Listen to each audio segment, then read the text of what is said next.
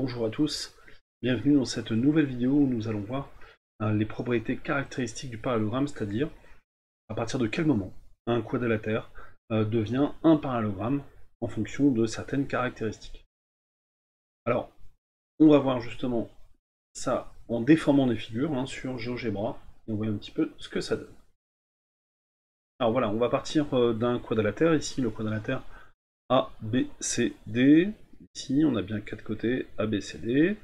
Et on va imaginer que ce quadrilatère a des diagonales, mais des diagonales spéciales, puisque ces diagonales se couperaient en leur milieu. On va voir un petit peu ce que ça donne sur GeoGebra.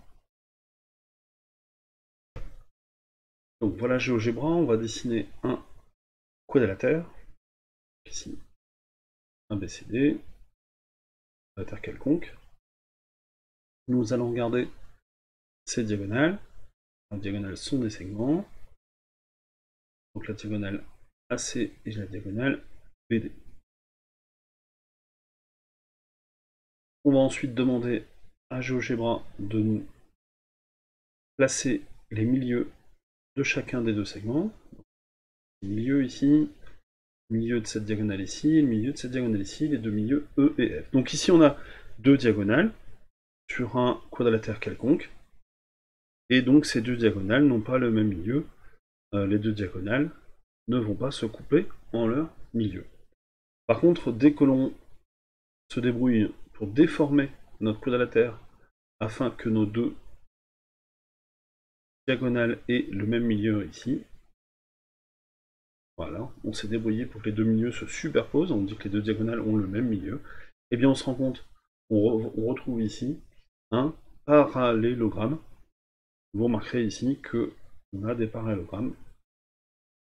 Et donc par exemple, la droite AD ici, elle est parallèle à la droite BC, voilà. Ou alors, la droite AB, elle est parallèle à la droite CD. Et ceci n'est vrai qu'à partir du moment où ils ont le même milieu.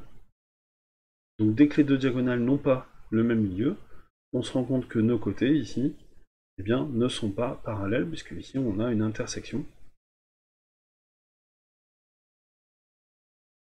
Donc je résume un petit peu notre expérience de cette vidéo. Quand un quadrilatère a des diagonales qui se coupent en leur milieu, même milieu, eh bien ce quadrilatère est obligatoirement un parallélogramme. Alors on va aller noter ça. On va faire apparaître un petit parallélogramme dans cette leçon. Et ça dit, donc on a bien ici le quadrilatère ABCD. On a placé les codages pour bien dire que les deux diagonales avaient le même milieu ici. Elles ne sont pas forcément de la même longueur, mais en tout cas elles ont le même milieu. Eh bien, on a ici un parallélogramme. Alors comment on va noter que c'est un parallélogramme? Par exemple, on peut repasser les côtés en couleur, pour dire par exemple que ce côté-ci, AD, il est parallèle au côté DC, et puis dans une autre couleur, par exemple en vert, ici AD, il est parallèle à BC. On peut le noter ici aussi en écrivant ceci. Donc on va l'écrire en rouge ici par exemple, AB est parallèle à DC, et puis AD est parallèle à BC. Donc ça va nous donner comme phrase, si un quadrilatère a des diagonales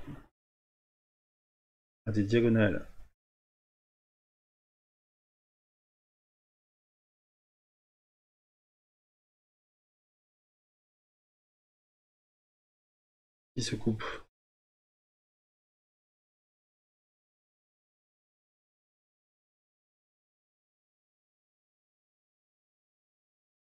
en leur milieu,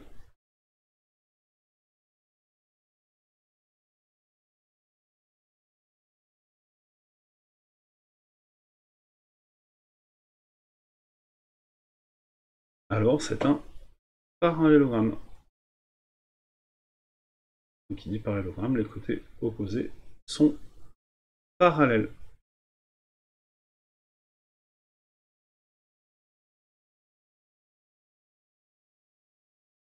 Voilà, une nouvelle propriété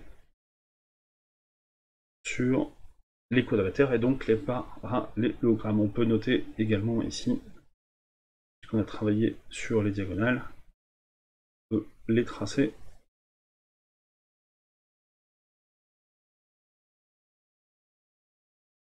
Et ainsi coder cette information